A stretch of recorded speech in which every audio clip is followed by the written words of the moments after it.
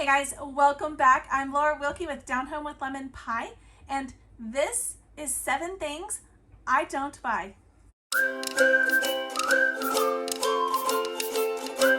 Alright guys, I am Laura Wilkie with Down Home with Lemon Pie. I'm a Christian stay-at-home homeschool mama. I have 7 kids, and let's be honest, to be a household in today's world, or really for years, with one income, you have to make some serious changes in the way that you live your lives. And there's a lot of things that we have chosen to do without. A lot of things that we don't buy because we feel like the value is not there versus me being able to stay home. So these are things that are either expensive, considered extras, not necessities. These are things that I don't see a use for. These are things that some of them I have never bought because they've just never been important to me. And some of them are things that we used to buy in the past or spend money on in the past. And as we've changed and had to make adjustments with our income, different things versus how many children we have and are as large a family as we are with one income, these are things that we've decided just we don't need in our lives anymore. So yeah, this is not a list. This isn't even like an exclusive list. This is just a few things that I jotted down off the top of my head. There's definitely some things here that maybe I buy once in a blue moon, but not on as often as maybe like not even like weekly. Some of these things are things people do every single week and they spend a ton of money on them. Some of them I do just maybe a couple times a year, maybe. Sometimes not at all. Most of them not at all. Okay, so number 1 is specialty grooming treatments. Things like spa treatments, things like getting your eyebrows done, getting wax. I mean, my eyebrows are terrible, but I really don't care. I mean, that's just the way they are.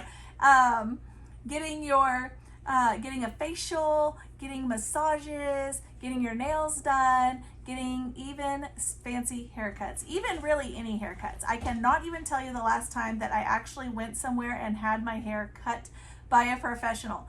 More often than not, I either do it myself or I have my husband do it. I don't have a fancy haircut, so I either have him do it or my oldest daughter will do it. Really, it's just a trim. It's not like a fancy style, so it's really not hard. My kids the same way though. My husband shaves his, and my kiddos, I do theirs. I do all of our boys the same way, and where it's short on the sides and then a little bit longer on top. I do them all the same way, and I do them all here, and I learned watching YouTube University on how to do that. And the other things I just don't see a necessity for. I even cut my own girl's hair, but it's just easy. They're little. However, I don't see a necessity for things like eyebrows, facials, massages. I don't know if I've ever done them. I don't know if I ever have. I think I got a massage once or twice, like in college, and I felt awkward the whole time. And I think I got my nails done before my wedding and before my sister's wedding, and I think that was it. So I just don't see a need for these things. Yeah, I just don't. So there you go. Number 2 is excessive kitchen items. Things that are like specialty items, I don't see a use for. If I can do it with a regular knife, I'm not gonna buy some fancy gadget. We have a blender. If I can do it with that, I'm good. I do wish I had my stand mixer. It is not here with us in our RV right now. It's in storage, and that's kind of a bummer. I would totally want that back here. But yeah, specialty gadgets. Think about like an apple peeler. I don't have that. A salad spinner, though that would be nice. That might be one that I would invest in because that would be kind of nice to have, but I don't have one. A rice cooker, a pot on the stove works just fine, right? A melon baller, the fancy little thing that you drop in to hold your eggs so you can hard boil them. A strawberry, I don't even know what it does, but it takes the stem out of the strawberry, same with the cherry thing. I don't even know what these things do or what they're called because I don't have them. I just don't. I use a knife and a cutting board. I use a lot of just normal, simple things and they work fine. So I don't see a need to have space or spend money and then I got to store them and all this stuff for these things that I'm going to use once or twice a year. Not necessary. Okay, so number 3 is specialty cleaning products. I just don't. I have a spray that I really like and I just use it for everything. I just do. And I have toilet cleaner and we use that for the bathroom, like in the toilets. I use my other spray that I was just telling you about for everything else, like the counters and things, the shower, everything else. Yeah, it's just easier. It's just easier and they are all cleaning, so it all works the same. Yeah, I don't have Lysol wipes. I just don't. We have a baby in the house, so if I need to use something with like a wipe that is wet, I just use the wet wipes. I do. And other than that, in the past, actually having a cleaning spray is actually a newish thing for me because for years we just used vinegar, diluted it in water, and that was it. However, we have decided we kind of like the Myers, so we've been using that as well. But yeah, that's all I use. I don't use anything fancy. I just don't buy all that. I just don't. Okay, number 4 is one that although we are simple and old-fashioned in a lot of ways, this one we are not. I do not buy greeting cards. I just don't. I usually, if it's a birthday, I either just make a card, or I'll have the kids make a card, or we'll just write it on the packaging because usually we'll use like a simple paper and I'll just write it on there. I just don't buy greeting cards unless I have to mail something, which is fairly uncommon actually, because with Amazon and free shipping, it's just easier to do it that way than mailing, for example, a gift card or something. So honestly, I don't do greeting cards. I don't do them. Yeah, we don't do them for birthdays or holidays or anything. Some people will send them to us and then I feel like I need to keep them and I don't know what to do with them. Like we will get them for birthdays and holidays and I don't know what to do with them because I feel bad if I throw them away.